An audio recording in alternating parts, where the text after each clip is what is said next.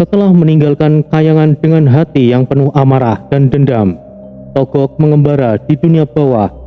Langit dunia bawah selalu gelap, hanya diterangi oleh cahaya redup dari lava yang mengalir perlahan di antara tebing-tebing raksasa. Udara di sana berat, dipenuhi aroma belerang mencerminkan kekelaman tempat tersebut. Togok berjalan tanpa arah, pikirannya penuh dengan rasa pengkhianatan. Di dalam hati, ia merasa bahwa Sang Hyang Tunggal telah berlaku tidak adil, dan bahwa Batara Guru dengan tipu dayanya tidak layak memimpin para dewa. Dalam kebimbangannya, ia mendengar suara berat dan bergema di balik kabut yang pekat. Togok, anak Sang Hyang Tunggal yang terbuang, apakah kau mencari jalan tujuan baru? Togok berhenti dan mengangkat gada Kiai Gegana, bersiap menghadapi ancaman. Di balik kabut, muncullah sosok-sosok besar dan menakutkan. Mereka adalah para Asura, para makhluk yang pernah dikalahkannya bersama saudara-saudaranya. Namun, kini mereka tidak lagi menunjukkan niat untuk bertarung. Pemimpin para Asura, seorang raksasa bernama Mahasura, melangkah maju. Tubuhnya sebesar gunung, dengan mata merah menyala dan kulit seperti batu yang retak-retak. Ia menatap Togok dengan senyuman licik dan berkata, Kami tahu betapa kecewanya kau dengan saudaramu. Kau dilemparkan seperti sampah, padahal kekuatanmu jauh melebihi mereka. Bergabunglah dengan kami, Togok, dan kami akan memberimu kekuasaan. Bersama-sama kita akan menunjukkan kepada Batara Guru bahwa ia tidak layak menjadi raja para dewa. Togok memandangi mereka dengan tatapan tajam. Pikirannya bergejolak. Tawaran itu menggoda, tetapi Togok masih memiliki sisa-sisa kesetiaan kepada Sang Hyang Tunggal. Dalam hatinya, ia tidak ingin menjadi pengkhianat, tetapi rasa sakit dan dendamnya terhadap Batara Guru lebih besar dari apapun. Ia menggenggam gada Kiai Gegana lebih erat, menatap Mahasura sambil berkata, Aku tidak membutuhkan kalian untuk mengalahkan Batara Guru. Aku bisa melakukannya sendiri. Mahasura tertawa keras. Suara tawanya menggema di seluruh lembah yang gelap. Togok yang hebat. Bahkan dewa sepertimu membutuhkan sekutu. Kami tidak memintamu untuk tunduk kepada kami, tetapi untuk bekerja sama. Kau bisa menggunakan kekuatan kami untuk tujuanmu. Pikirkanlah, apakah ini bukan kesempatanmu untuk menunjukkan siapa yang benar-benar layak memimpin semesta? Kata-kata Mahasura menusuk hati Togok. Ia berpikir sejenak, lalu perlahan menurunkan gada Kiai Gegana. Aku akan bekerja sama dengan kalian, tapi ingat, aku bukan bawahanmu. Aku akan menunjukkan kepada dunia bahwa akulah yang layak menjadi pemimpin. Katanya dengan suara yang rendah, kemudian melengking. Setelah menerima tawaran para Asura, Togok tidak serta-merta menjadi pengikut mereka. Ia menjadi sosok yang memanfaatkan mereka seperti mereka memanfaatkannya. Togok berperan sebagai penasehat para Asura, memberikan strategi bagaimana mereka bisa mempengaruhi dunia manusia dan melawan para dewa. Togok turun ke bumi, di mana ia mendekati penguasa-penguasa jahat yang haus akan kekuasaan. Ia tampil sebagai seorang bijak dengan kekuatan yang besar, membisikkan hasutan ke telinga mereka. Di kerajaan-kerajaan besar, Togok berdiri di balik tirai, memberikan nasihat yang menggiring manusia untuk melawan kehendak para dewa. Kekuasaan adalah milik mereka yang berani mengambilnya. Para dewa hanya ingin mengendalikanmu. Jika kau mengikuti petunjukku, kau akan menjadi penguasa sejati, bahkan melebihi mereka. Dengan kehadirannya, kerajaan-kerajaan manusia mulai terpecah. Perang pecah di mana-mana dan kehancuran meluas. Togok mengarahkan setiap langkah mereka menggunakan dendamnya terhadap Batara Guru untuk menghancurkan tatanan yang selama ini dijaga oleh para dewa. Meskipun bekerja sama dengan Asura, Togok memiliki niat tersembunyi. Ia tidak benar-benar ingin menghancurkan dunia manusia, tetapi menggunakan kekacauan itu untuk menarik perhatian Batara Guru. Dalam pikirannya, jika Batara Guru turun ke dunia untuk meluruskan semuanya, Togok akan mendapatkan kesempatan untuk membuktikan bahwa ia lebih kuat, lebih bijaksana, dan lebih layak menjadi pemimpin kayangan. Namun, semakin lama ia bersekutu dengan para Asura, semakin dalam ia tenggelam ke dalam kegelapan. Dendam di hatinya perlahan mengikis nuraninya, hingga ia hampir lupa pada tujuan awalnya. Di kejauhan, Ismaya yang mengawasi dunia dari bayangan menyadari bahwa yang ditimbulkan oleh Togok. Dengan hati yang berat, ia berdoa kepada Sang Hyang Tunggal. Ayah, tolonglah Togok. Aku takut ia semakin jauh tersesat. Jika ini terus berlanjut, dunia manusia dan kayangan akan hancur. Langit bumi mulai gelap. Bayangan para Asura semakin kuat. Togok, penasihat kegelapan, kini menjadi ancaman terbesar bagi keseimbangan semesta. Dan konflik besar antara saudara-saudaranya ini semakin dekat. Langit bumi diliputi keheningan yang ganjil ketika Semar turun dari kayangan. Dengan kipas Kiai Tunjang Seta di tangannya, ia berjalan menelusuri hutan lebat yang penuh misteri. Semar ini tidak lagi tampil sebagai dewa yang agung, melainkan sebagai seorang pria tua sederhana dengan tubuh yang gempal dan wajah yang ramah. Ia mengenakan kain lusuh, telanjang dada, dan senyum lembut yang menyembunyikan kekuatan besar di balik kesederhanaannya.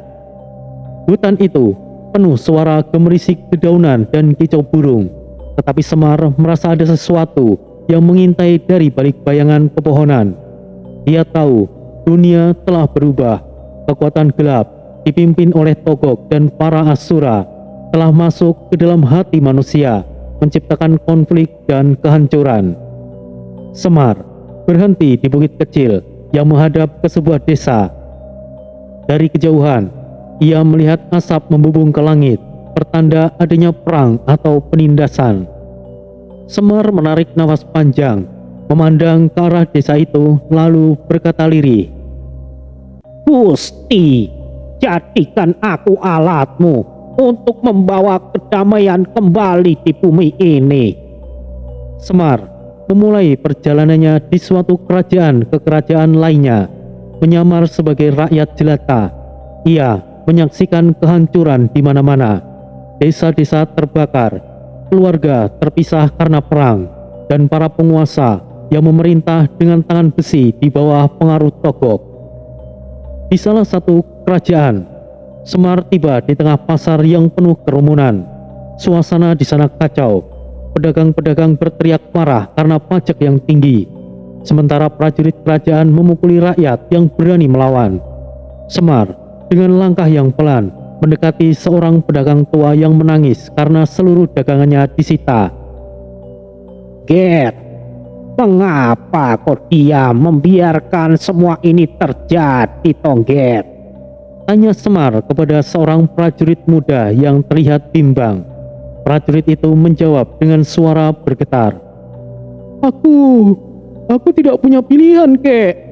Perintah dari atasan harus kami jalankan, atau kami akan dihukum mati. Semar hanya tersenyum tipis. Ia meletakkan tangannya di pundak prajurit itu, dan dalam bisikan lembut ia berkata, Ger, setiap perintah yang salah adalah ujian untuk hatimu. Pilihlah apa yang benar, bukan apa yang mudah, Ger. Kata-kata Semar meskipun sederhana mengguncang hati prajurit itu. Semar melangkah pergi, meninggalkan kerumunan yang mulai memperhatikan keberadaannya. Semar akhirnya tiba di sebuah kerajaan kecil yang diperintah oleh seorang raja muda yang bijaksana tetapi lemah. Raja itu bernama Rajen Jaya Pradana. menghadapi ancaman dari kerajaan tetangga yang dipimpin oleh Raja Tiran yang telah dipengaruhi oleh Togok. Semar mendekati istana dengan penampilan sederhana. Para penjaga hampir mengusirnya, tetapi ketika ia membuka mulut, kata-katanya memiliki kekuatan yang luar biasa. Ger, aku datang bukan untuk meminta, tapi untuk memberi. Izinkan aku menjadi penasehatmu. Bukan karena aku lebih pintar, tetapi karena aku melihat apa yang tidak terlihat olehmu, Ger. Raden Jayapradana yang putus asa mencari solusi, merasa bahwa Semar bukanlah orang biasa.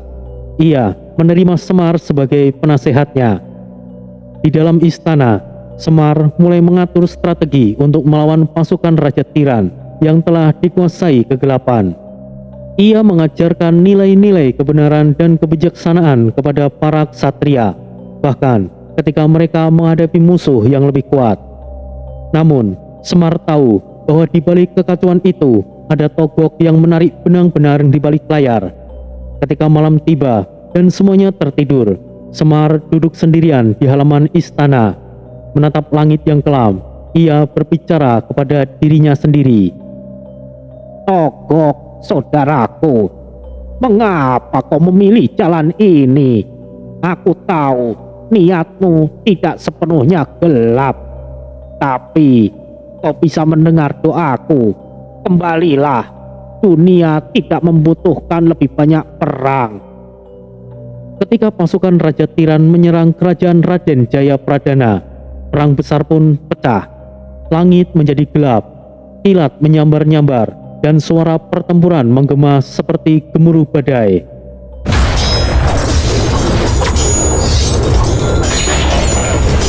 Pedang beradu, panah-panah melesat.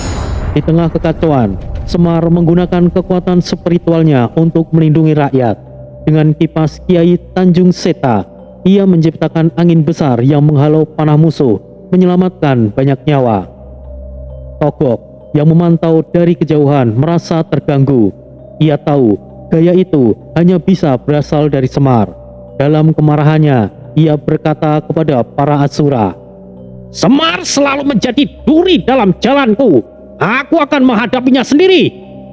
Namun, sebelum Togok bertindak, Mahasura menahan tangannya. Tidak sekarang, Togok. Biar mereka merasakan lebih banyak kekacauan terlebih dahulu. Kita akan memukul mereka di saat yang tepat. Meskipun Semar berhasil membantu Raden Jayapradana memukul mundur pasukan Raja Tiran, ia tahu bahwa ini hanyalah permulaan. Pengaruh Togok dan para Asura semakin kuat, dan perang itu hanyalah percikan kecil dari api besar yang akan melanda dunia. Semar berdiri di atas bukit, memandang ke arah kerajaan-kerajaan lain yang masih diliputi konflik. Ia menggenggam kipas Kiai Tanjung Seta dengan erat, lalu berkata kepada dirinya sendiri, Oh, tugasku belum selesai. Dunia membutuhkan penjaga, dan aku akan tetap berada di sini. Tidak peduli berapa lama itu akan berlangsung. Di kejauhan, kilatan petir menghiasi langit. Pertarungan antara kegelapan dan terang baru saja dimulai. Pulau Mahasura adalah pulau besar yang menjadi titik strategis di antara dua kerajaan besar, Hastinapura dan Pragalba. Pulau itu dikenal sebagai wilayah subur yang kaya akan hasil bumi, perairan yang melimpah, dan sumber daya alam yang membuatnya menjadi incaran banyak pihak. Selama bertahun-tahun, pulau itu dihuni oleh masyarakat damai yang menjunjung tinggi harmoni dan alam. Namun, semuanya berubah ketika Prabu Giridanta dari Pragalba mulai menunjukkan ambisinya untuk menguasai seluruh wilayah tersebut. Giridanta adalah seorang raja yang dikenal kejam dan tanpa belas kasihan. Ia mendapatkan kekuatan dari pengaruh kegelapan yang diberikan oleh Togok dan para Asura. Di bawah kendali makhluk gelap itu, ia memperkuat pasukannya dengan para penyihir, monster, dan makhluk gaib yang dilatih untuk menghancurkan apa saja yang menghalangi jalannya. Dengan kekuatan absolut, Giridanta memerintahkan rakyatnya bekerja keras tanpa henti, menguras sumber daya Pulau Mahasura untuk mendukung ambisinya menguasai Hastinapura. Di sisi lain, Raden Jayapradana, raja muda yang penuh kebijaksanaan dari Hastinapura, memerintahkan dengan kasih sayang terhadap rakyatnya. Ia dikenal sebagai raja yang adil, pemberani, dan setia pada nilai-nilai keadilan. Ketika mendengar kabar tentang kekejaman Giridanta di Pulau Mahasura, Jayapradana merasa bahwa sudah menjadi tanggung jawabnya untuk melindungi rakyat yang tidak berdosa dari kekuatan tirani.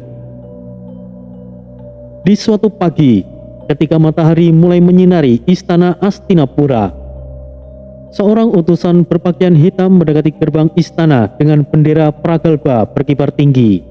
Ia membawa gulungan surat bersegel api yang diserahkan kepada penjaga istana. Surat itu berbunyi, Raden Jayapradana, penguasa kecil dari Hastinapura, dengarkan kata-kataku. Aku, Prabu Giridanta, penguasa Pragalba yang perkasa, memberikan tawaran terakhir. Serahkan mahkota dan wilayahmu padaku, atau aku akan menghancurkan negerimu hingga tidak ada yang tersisa. Tunduklah atau saksikan rakyatmu binasa di tanganku. surat itu dibacakan di balairung istana di hadapan para penasehat dan jenderal kerajaan. Setelah mendengar isi ancaman itu, Jayapradana berdiri dari singgasananya. Ia mengenakan pakaian kebesaran berwarna biru keemasan yang memancarkan wibawa seorang pemimpin sejati. Suaranya tenang namun tegas saat ia berkata, Giridanta mungkin memiliki pasukan besar dan kekuatan kegelapan di sisinya, tetapi aku tidak akan pernah tunduk pada tirani. Hastinapura berdiri untuk keadilan, dan aku bersumpah akan melindungi rakyatku, meskipun itu berarti mempertaruhkan nyawaku. Raden Jayapradana segera memerintahkan para penasehat dan jenderalnya untuk mempersiapkan pasukan. Di tengah persiapan perang, Semar, penasihat bijak yang telah menjadi sosok ayah bagi Jayapradana, mendekatinya. Kanjeng Gusti, pertempuran ini bukan hanya tentang kemenangan. Ini adalah ujian bagi hatimu sebagai seorang pemimpin. Jangan biarkan kemarahan atau kebencian menguasai hatimu, Kanjeng Gusti. Bertarunglah dengan keadilan dan ingat bahwa kekuatanmu berasal dari rakyat yang percaya padamu, kata Semar dengan nada lembut namun serius. Jayapradana menundukkan kepala, menghormati nasihat Semar.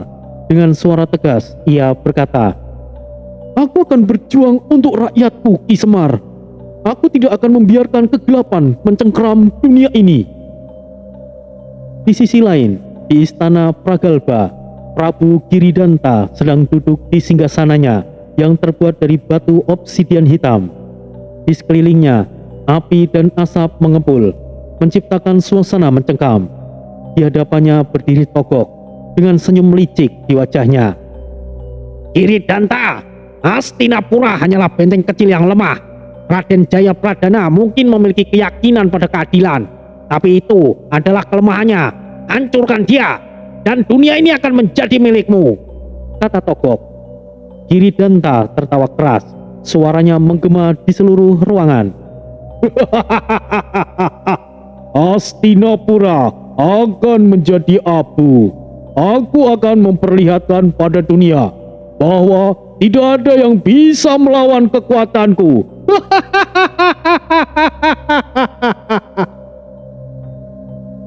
Pasukan dari kedua belah pihak mulai bergerak menuju Pulau Mahasura.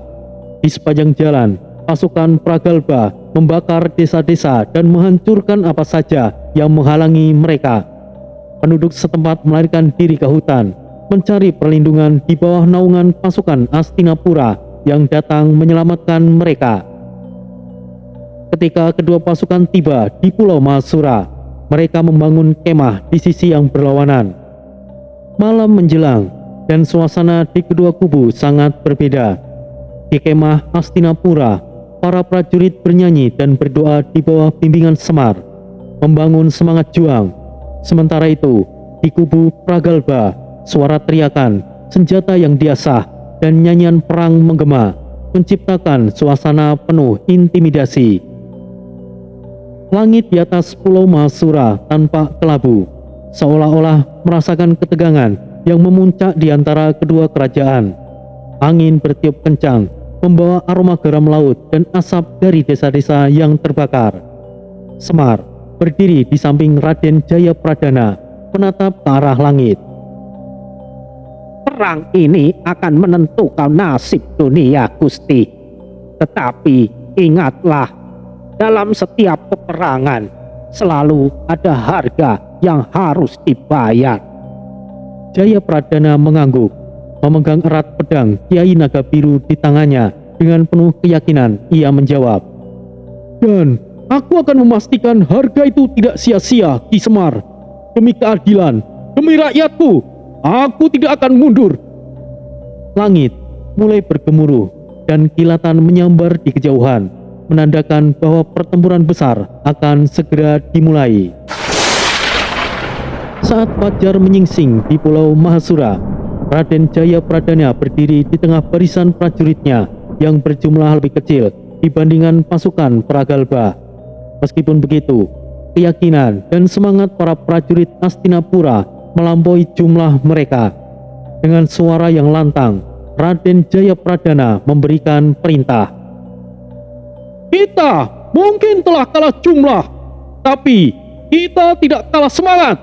Dengan kebijaksanaan dan keberanian, kita akan melindungi Pulau Mahasura dan rakyatnya dari kerajaan Giridanta. Aku akan memimpin kalian menuju kemenangan."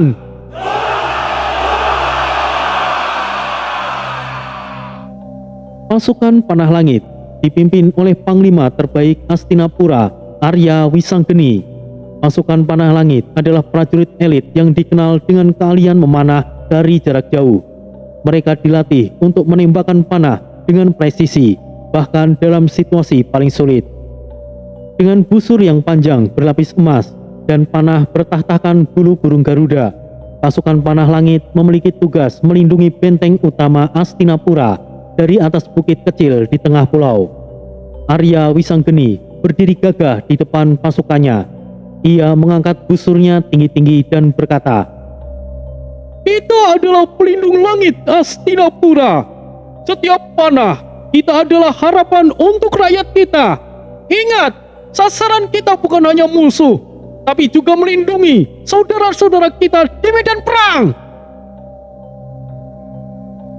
Saat mereka bersiap, para prajurit mengatur posisi di sepanjang tebing dengan tumpukan anak panah beracun yang disiapkan untuk membendung gelombang perang pertama.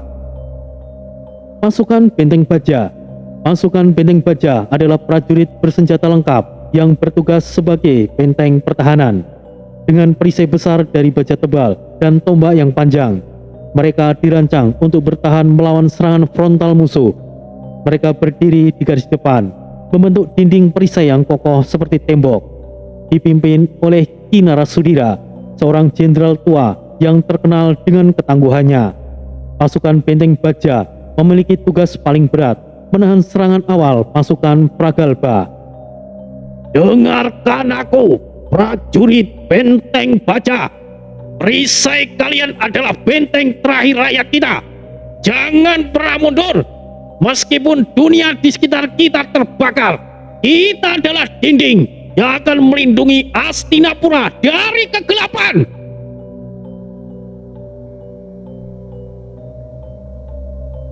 Dengan barisan api, pasukan Benteng Baja membentuk formasi segi empat yang bergerak perlahan menuju perbatasan, menghadapi pasukan Pragalba yang mulai mendekat. Pasukan Bayangkara. Pasukan Bayangkara adalah kelompok elit yang dipimpin langsung oleh Raden Jayapradana. Mereka adalah prajurit tercepat dan paling mematikan, dilatih untuk melakukan serangan mendadak dan menghancurkan barisan musuh. Dengan menggunakan baju zirah ringan yang memungkinkan mereka bergerak cepat, pasukan Bayangkara menunggu dalam diam di hutan sekitar medan perang. Raden Jayapradana berdiri di tengah-tengah mereka, memegang pedang Kiai Naga Biru yang bersinar biru terang seperti angin dingin. Hari ini, kita tidak hanya bertarung untuk menang, tetapi juga untuk membuktikan bahwa keadilan tidak akan pernah dikalahkan oleh kegelapan. Siapkan hati kalian, ketika waktunya tiba, kita akan menyerang dengan kekuatan penuh, seperti naga yang melindungi dunia. Sementara itu, di kubu Pragalba, Prabu Giridanta mempersiapkan kekuatannya yang jauh lebih besar. Dengan bantuan Ki Durmananda, seorang penyihir kegelapan yang membawa tongkat berlapis tengkorak, Giridanta menciptakan pasukan ilusi untuk mengelabui prajurit Hastinapura. Durmananda, buat pasukan kita terlihat seperti 2 kali lipat dari jumlah sebenarnya. Aku ingin mereka merasakan kalah sebelum pertempuran dimulai. Durmananda mengangkat tongkatnya ke langit.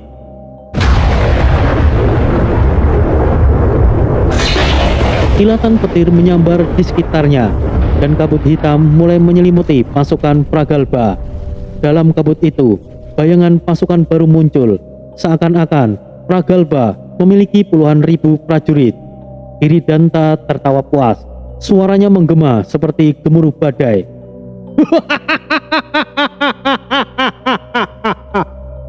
Jaya Pradana akan berlutut di hadapanku sebelum malam tiba.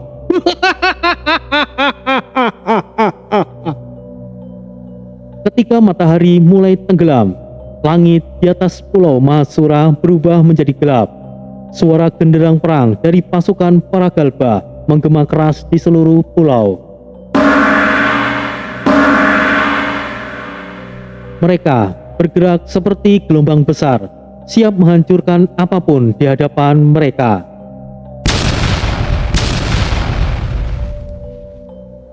Petapel raksasa Pragalba menembakkan batu-batu besar yang menghantam gerbang perbatasan Hastinapura.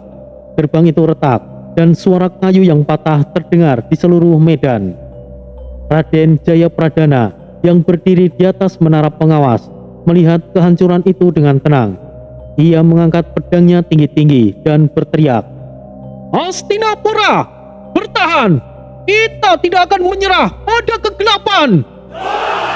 Pasukan benteng baja segera membentuk dinding perisai untuk menahan serangan musuh.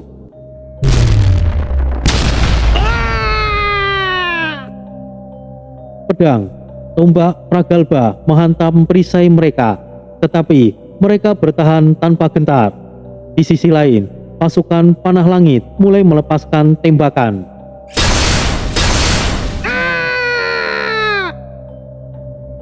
Panah-panah mereka meluncur ke udara, menciptakan hujan maut yang menghantam barisan depan Pragalba. Namun, ilusi pasukan yang diciptakan oleh Durmananda membuat Hastinapura merasa kewalahan. Jumlah musuh tanpa tidak terbatas, dan prajurit mulai merasa gentar. Di tengah kekacauan, Raden Jayapradana memimpin pasukan Bayangkara untuk menyerang barisan tengah musuh. Dengan gerakan cepat dan mematikan, mereka memotong jalur pasukan Pragalba, menciptakan kekacauan di antara pasukan musuh.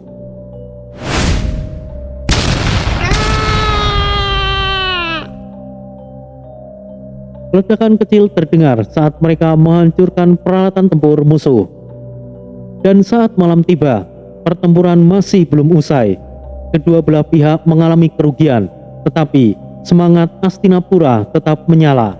Di sisi lain, Giridanta terlihat murka karena serangan dadakan pasukan Bayangkara berhasil menghancurkan sebagian besar peralatan tempurnya.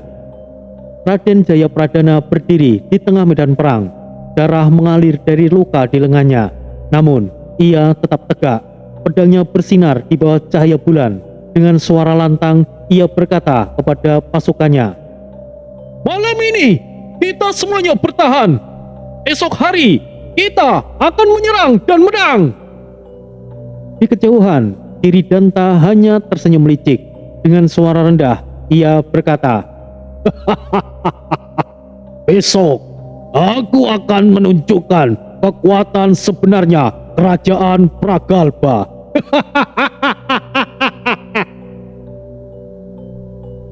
Perang hari pertama telah usai. Korban berjatuhan di kedua belah pihak. Namun, akhir pertempuran masih belum usai. Raden Jayapradana harus tetap bersikap tenang meskipun ia menyadari bahwa situasi perang berikutnya tidak akan menguntungkan bagi kerajaan Hastinapura. Tapi ia harus bersikap tenang agar moral pasukannya tidak menurun. Meskipun banyak prajuritnya yang luka-luka, mereka masih memiliki semangat yang tinggi. Namun, perang di hari kedua akan jauh lebih sulit lagi. Apa yang akan dilakukan Raden Jayapradana untuk mengantisipasi kemenangan di hari kedua? Langit di atas Pulau Mahasura masih diselimuti kabut tebal, sisa pertempuran malam sebelumnya. Bau darah bercampur tanah basah menyengat di udara. Burung-burung enggan berkicau, seakan tahu bahwa perang belum selesai. Di kubu Pragalba, Prabu Giridanta duduk di singgasananya yang dibawa oleh pengawal pribadinya di tengah perkemahan. Ia menggertakkan giginya dengan geram. Pasukan kita lebih besar, persenjataan kita lebih kuat, namun Hastinapura masih bertahan. Suaranya menggema di dalam tenda perang. Di hadapannya berdiri Durmananda, penyihir kegelapan yang wajahnya diselimuti kain hitam, hanya menyisakan mata merah menyala. Dengan suara parau, ia berkata, Tuan, jumlah kita memang lebih banyak, tapi semangat mereka lebih kuat. Namun, semangat bisa dihancurkan dengan ketakutan. Biarkan aku menciptakan pasukan yang tidak bisa dibedakan antara nyata dan ilusi. Giridanta menyeringai. Kalau begitu, lakukan. Ki Durmananda mengangkat tongkatnya tinggi-tinggi. Petir hitam menyambar ke langit, membuat awan semakin kelam. Dari tanah yang retak, kabut hitam mulai menyelimuti medan perang. Dari dalam kabut itu muncul ribuan pasukan ilusi. Mereka tampak nyata berlapis zirah yang gelap dengan mata merah yang menyala-nyala. Raksasa-raksasa dengan tinggi 2 kali manusia biasa muncul di antara mereka, menggenggam gada raksasa yang tampak bisa menghancurkan apapun yang menghalanginya. Di dinding pertahanan Hastinapura, prajurit benteng baja melihat pasukan musuh yang kini tampak seperti lautan tak berujung. Mata mereka membelalak ketakutan. Bagaimana bisa? Kita sudah mengalahkan ratusan dari mereka kemarin, tapi sekarang lihat, jumlah mereka malah semakin banyak. Seru seorang prajurit. Seorang lainnya menelan ludah, tangannya gemetar memegang tombak. Apakah mereka itu abadi? Bahkan Arya Wisanggeni, panglima pasukan panah langit, terkejut.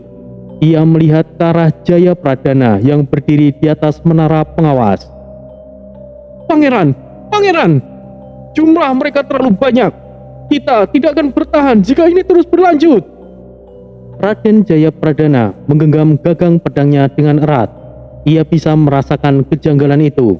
Semalam, pasukan Pragalba telah mengalami kerugian besar. Mustahil mereka bisa mendapatkan bala bantuan sebesar itu dalam waktu yang singkat. Di tengah kebimbangan, tiba-tiba terdengar suara lembut namun penuh wibawa. Semar yang berdiri di sampingnya menatapnya dengan tatapan penuh makna. Ini adalah ujian keyakinanmu, Raden. Jangan biarkan ilusi menghancurkan hatimu. Serang dengan keberanian dan kau akan melihat kebenaran, Raden. Jayapradana terdiam sejenak. Lalu ia menarik nafas dalam-dalam dan menghunus Kiai Naga Biru.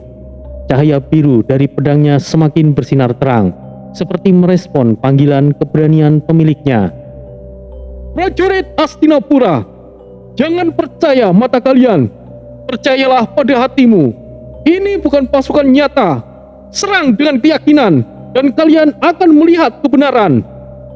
Perintah Jayapradana menggema di seluruh medan perang. Pasukan benteng baja yang awalnya gentar, kini mulai menyiapkan diri. Namun, pasukan Pragalba yang dipimpin oleh Ki Durmananda sudah bergerak. Mereka menyerbu dengan kecepatan yang mengerikan. Seorang prajurit Hastinapura terpental ke udara saat gada raksasa dari makhluk ilusi menghantamnya.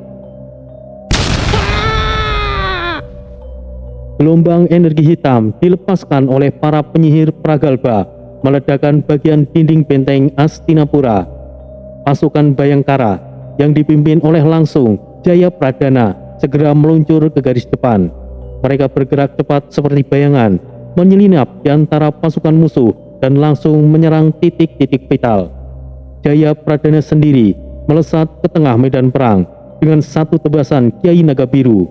Ia menebas puluhan musuh dalam sekejap. Namun, ada yang aneh.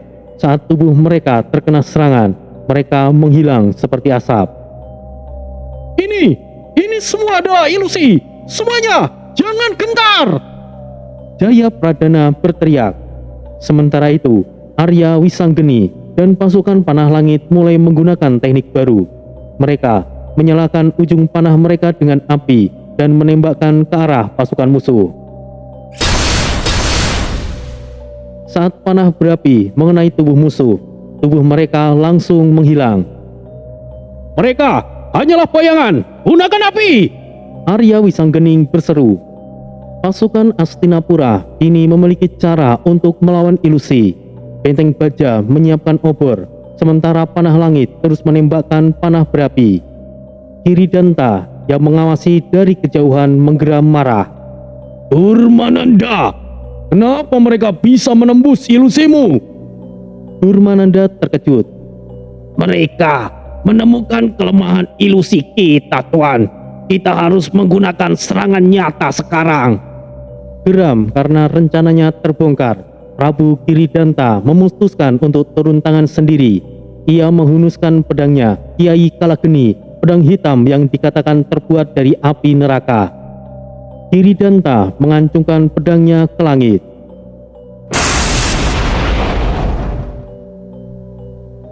Petir hitam menyambar, lalu api merah meledak dari tanah. Pasukan benteng baja terhempas ke belakang oleh gelombang kejut yang kuat.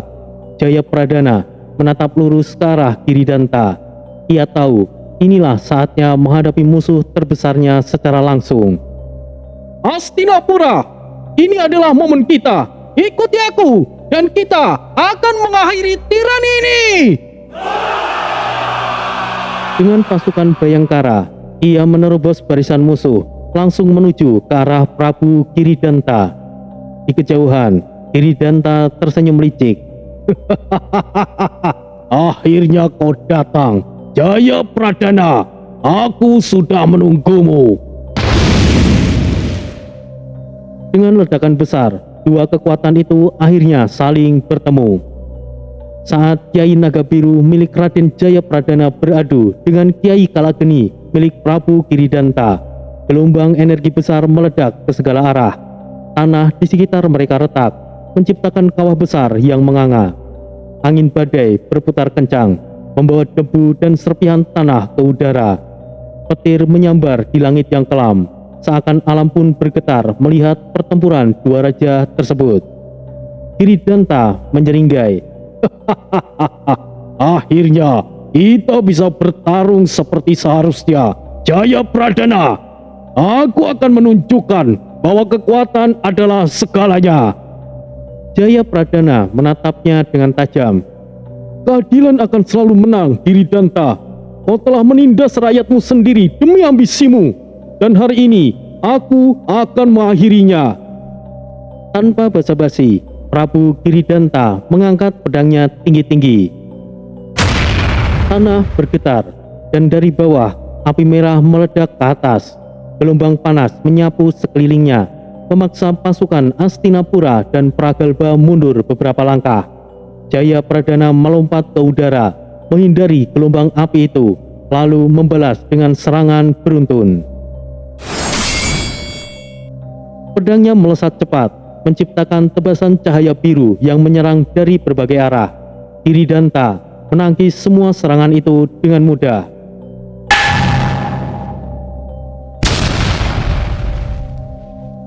Percikan api muncul setiap kali pedang mereka berbenturan. Tiba-tiba, Giridanta melompat mundur dan mengayunkan pedangnya ke tanah. Gelombang api besar menjalar seperti ombak, mengarah langsung ke arah Jayapradana. Dengan cepat, Jayapradana menusukkan pedangnya ke tanah dan menciptakan dinding es biru yang membendung gelombang api tersebut.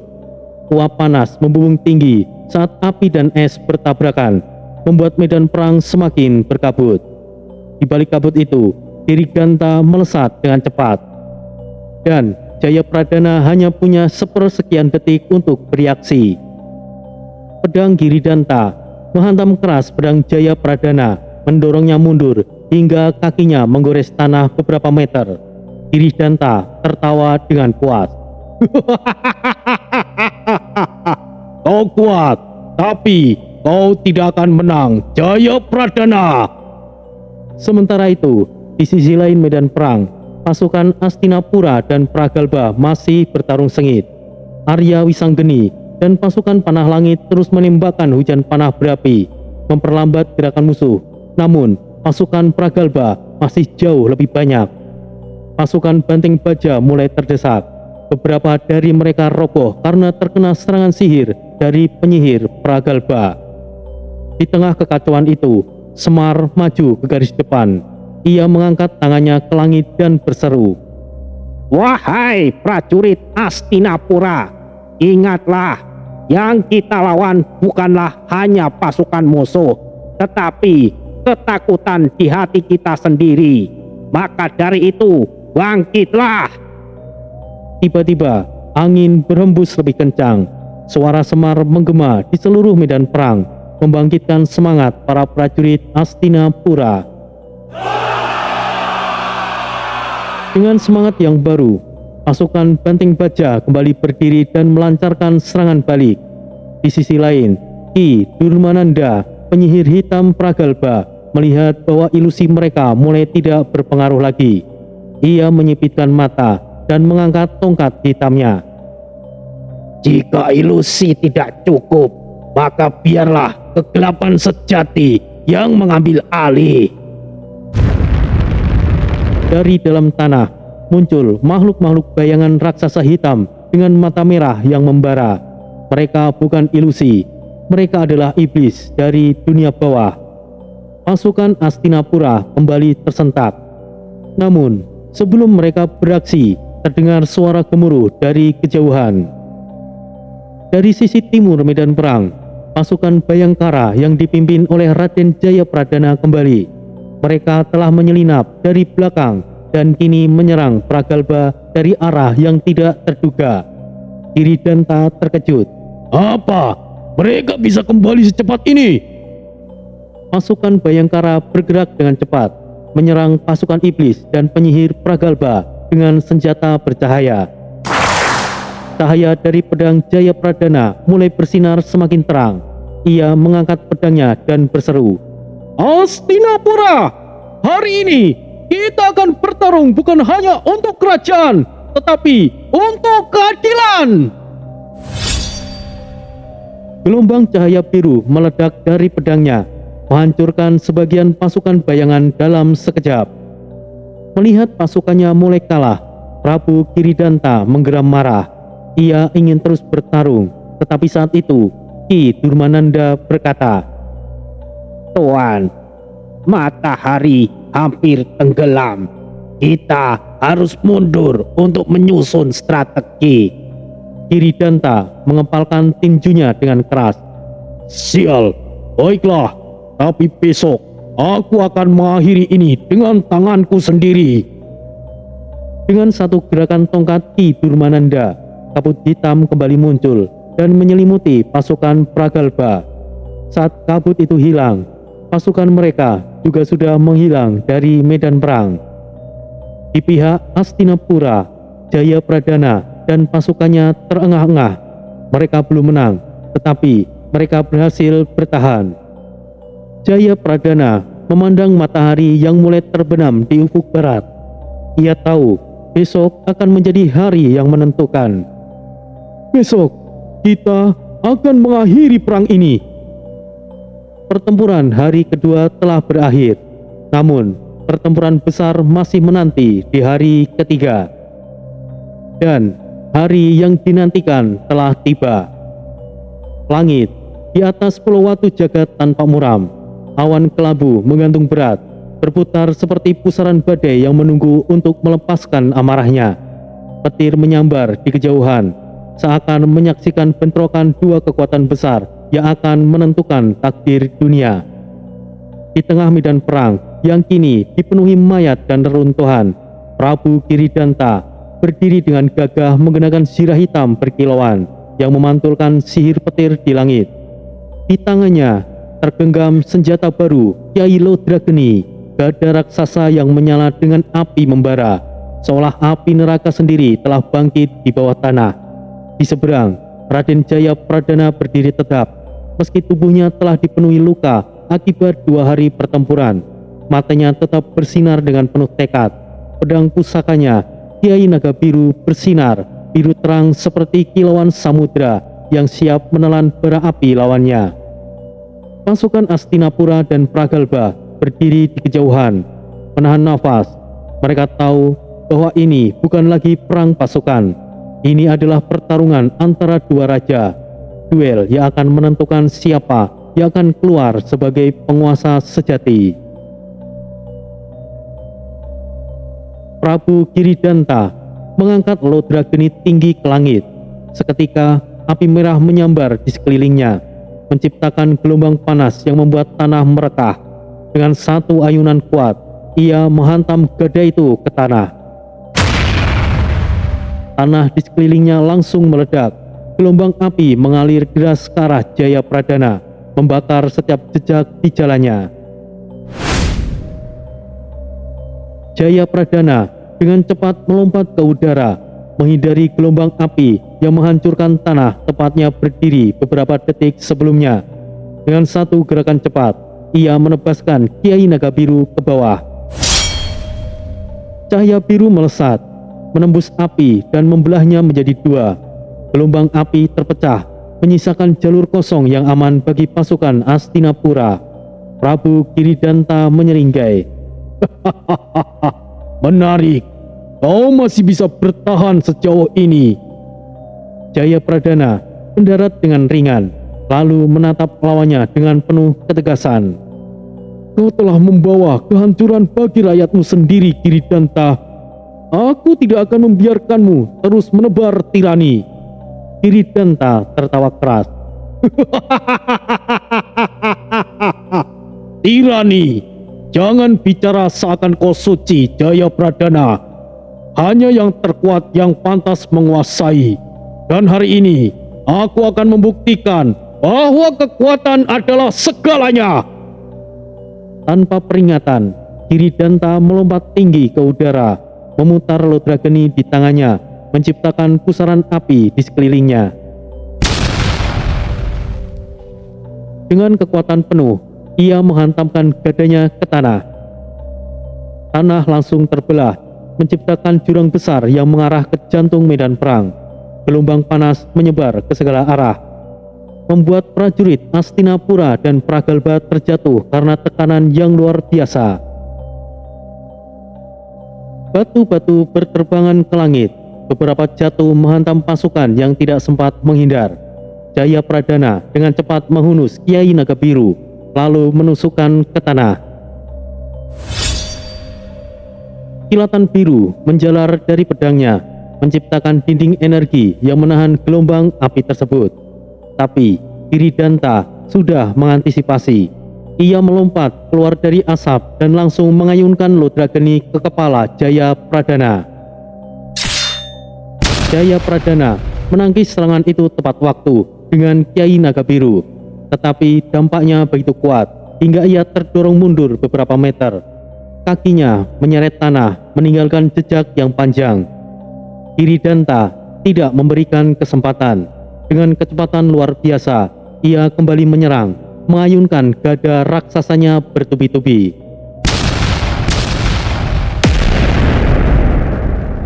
Saling bentur antara pedang dan gada menciptakan percikan api yang menerangi medan perang. Setiap kali mereka bertarung, Tanah di sekitar mereka semakin hancur, meninggalkan kawah-kawah besar akibat kekuatan luar biasa yang mereka lepaskan. Setelah beberapa bentrokan keras, Jaya Pradana mulai kehabisan nafas. Luka-luka kecil di tubuhnya semakin banyak, tapi ia tidak boleh kalah. Ia kemudian memejamkan mata sejenak.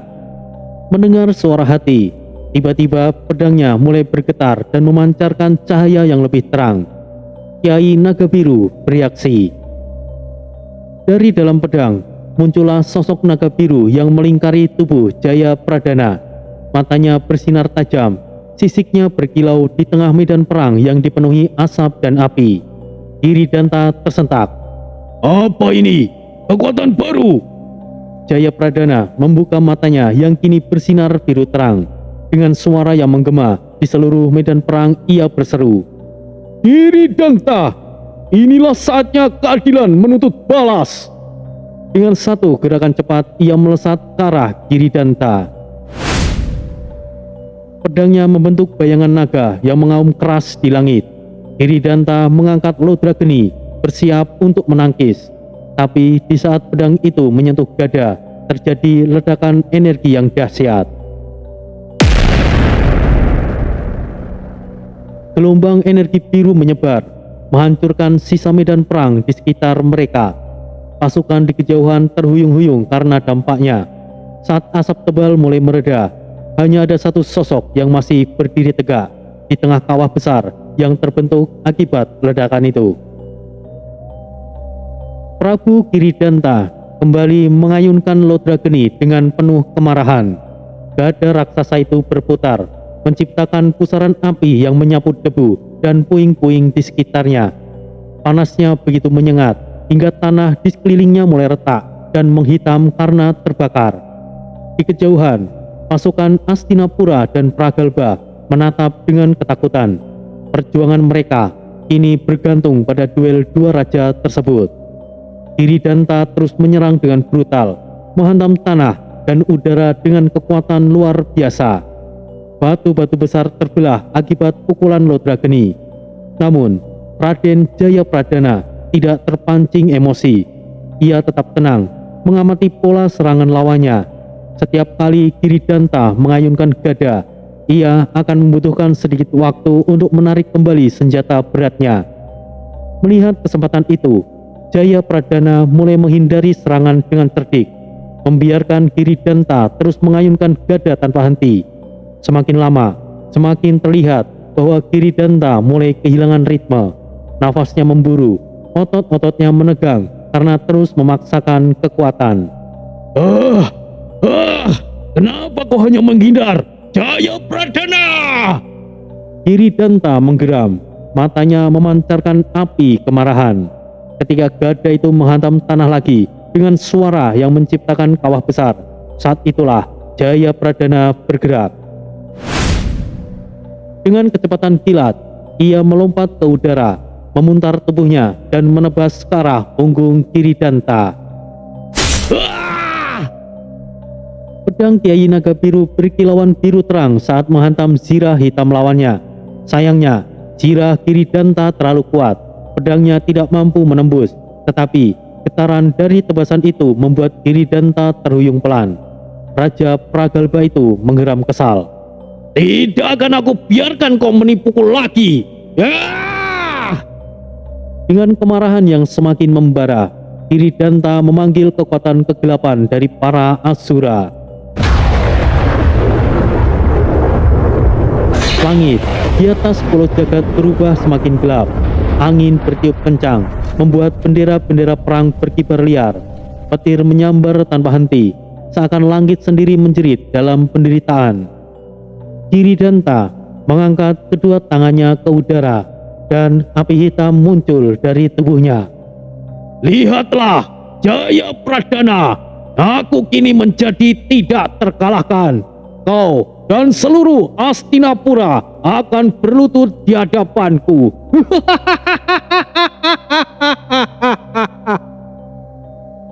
Tubuhnya membesar dengan cepat. Dalam sekejap, ia telah berubah menjadi raksasa setinggi pohon beringin, dengan kulit yang berlapis api hitam yang berkobar. Matanya kini bersinar merah, penuh kebencian dan kekuatan iblis. Jaya Pradana tetap berdiri tegak, meskipun tubuhnya kecil dibandingkan dengan sosok raksasa Giridanta. Ia mengeratkan genggaman pedangnya. Cahaya biru dari Kiai Naga Biru semakin bersinar, seperti menolak kehadiran kegelapan yang mengancam. Dari kejauhan, Semar menyaksikan dari bukit perang, menutup mata dan berdoa. Wahai para leluhur, lindungilah satria yang berjuang demi kebaikan. Jangan biarkan kegelapan menelan dunia ini. Jaya Pradana menarik nafas dalam-dalam. Ia tahu bahwa ini adalah pertarungan terakhir. Giridanta dalam wujud raksasanya mengayunkan lodra geni dengan kekuatan penuh. Gada raksasa itu menciptakan gelombang energi api hitam yang menyapu medan perang. Tanah bergetar hebat. Pasukan dari kedua belah pihak terpaksa mundur untuk menghindari ledakan besar yang tercipta. Jaya Pradana melompat tinggi, menghindari gelombang kehancuran itu dengan gesit. Dari udara, ia menatap ke arah langit yang kini berwarna merah gelap. Wahai dewa, berikan aku kekuatan untuk mengakhiri kejahatan ini. Tiba-tiba, kilatan cahaya turun dari langit. Energi biru mengalir ke dalam Kiai Naga Biru, membuat pedang itu bersinar terang daripada sebelumnya. Ujung pedang kini dilapisi oleh api biru, kekuatan suci yang mampu menembus kegelapan. Giridanta menyipitkan mata. Apa? Ini tidak mungkin. Jaya Pradana menyilangkan pedangnya di depan dadanya, lalu melesat ke depan dengan kecepatan luar biasa. Ia menembus kobaran api hitam yang melingkari tubuh Giridanta.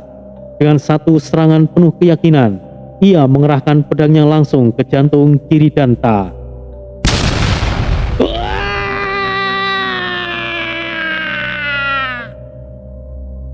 Suara raungan Giridanta menggema ke seluruh penjuru pulau.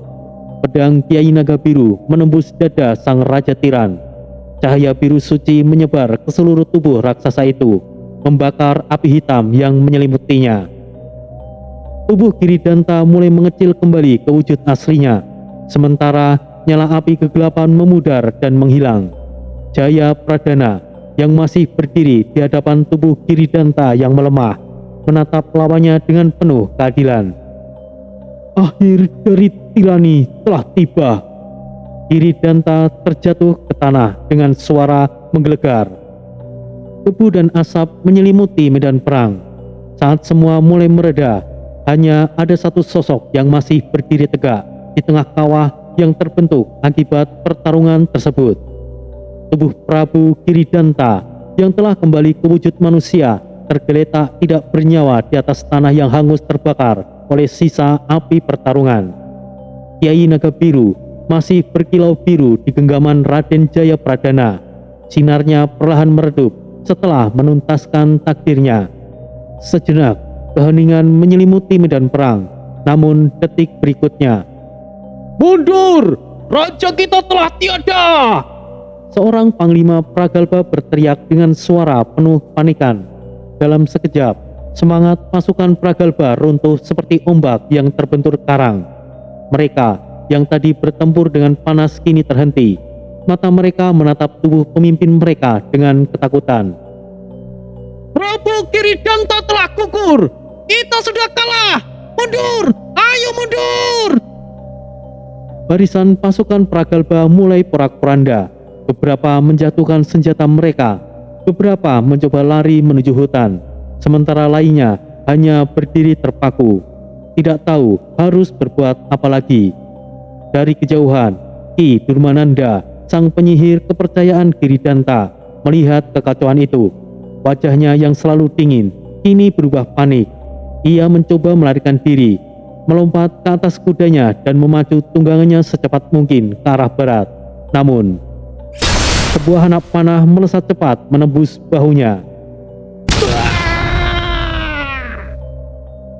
Ki Durmananda menjerit.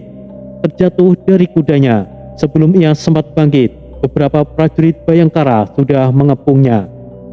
"Tidak ada tempat bagimu untuk lari, penyihir!" seru salah satu prajurit sambil menarikkan panahnya. Ki Durmananda meronta, tetapi usahanya sia-sia. Tangannya segera diikat dan ia dibawa menghadap Raden Jayapradana.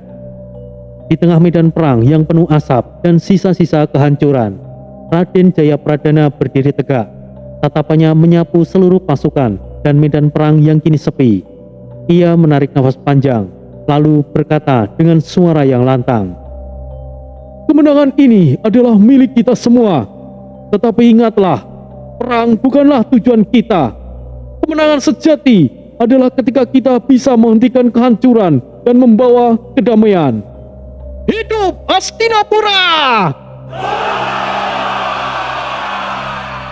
Para prajurit Hastinapura bersorak keras, mengangkat senjata mereka ke udara. Namun di antara sorak-sorai kemenangan, ada juga mereka yang tertunduk diam, menatap teman-teman yang gugur di medan perang. Semar yang sejak tadi memperhatikan dari kejauhan, melangkah mendekati Jayapradana. Ia menepuk bahu sang pangeran dengan lembut dan berkata dengan suara penuh kebijaksanaan, Raden, kau telah menunjukkan bahwa keadilan akan selalu menang. Tetapi perjalananmu masih panjang. Jaga hatimu tetap bersih, karena kekuasaan dapat dengan mudah membawa kegelapan. Tanpa pimpinan yang kuat, sisa-sisa pasukan menyerah, dan rakyat yang selama ini hidup dalam tirani mulai keluar dari persembunyian. Mereka menatap pasukan Hastinapura dengan wajah campuran antara takut dan harapan. Di antara reruntuhan istana, seorang wanita tua dengan pakaian lusuh meneteskan air mata. Akhirnya kebebasan telah kembali. Langit yang sebelumnya gelap mulai berangsur-angsur cerah. Matahari terbit perlahan di ufuk timur. Sinarnya menyinari tanah yang penuh bekas peperangan, seolah menandakan bahwa fajar baru telah tiba. Raden Jayapradana dan pasukannya mulai berkemas untuk kembali ke Hastinapura. Saat mereka berbaris melewati bekas medan perang, Jayapradana menatap sekeliling, melihat mayat-mayat yang berserakan, reruntuhan bangunan, dan tanah yang berlumuran darah. Ia menang, tetapi hatinya dipenuhi keinsafan. Ia berbisik pada dirinya sendiri, perang ini telah berakhir, tetapi luka yang ditinggalkannya tidak akan sembuh dalam sehari. Pintu gerbang Hastinapura terbuka lebar ketika pasukan Jayapradana tiba kembali di tanah air mereka. Rakyat menyambut dengan sorak-sorai, tetapi di antara mereka ada yang meneteskan air mata mengenang mereka yang tidak kembali. Di atas balkon istana, Sang Prabu Astina, ayah anda Jayapradana, berdiri menunggu. Matanya penuh kebanggaan sekaligus kekhawatiran. Saat Jayapradana turun dari kudanya dan berlutut di hadapan ayahnya, sang raja berkata, "Kau telah membawa kemenangan untuk Hastinapura, putraku. Tetapi apa yang kau pelajari tentang perang ini?" Jayapradana menatap lurus ke mata ayahnya lalu menjawab, "Bahwa perang bukanlah kebanggaan ayah anda. Kemenangan sejati adalah ketika kita tidak perlu mengangkat senjata lagi." Sang raja terdiam sejenak, lalu tersenyum tipis. "Kau telah menjadi pemimpin sejati, Jayapradana." Sorak-sorai rakyat semakin menggema. Hari itu, Hastinapura merayakan kemenangan. Tetapi bagi Jayapradana, hari itu adalah awal dari tanggung jawab yang lebih besar. Langit biru membentang luas, angin sepoi-sepoi berembus lembut. Era baru telah dimulai.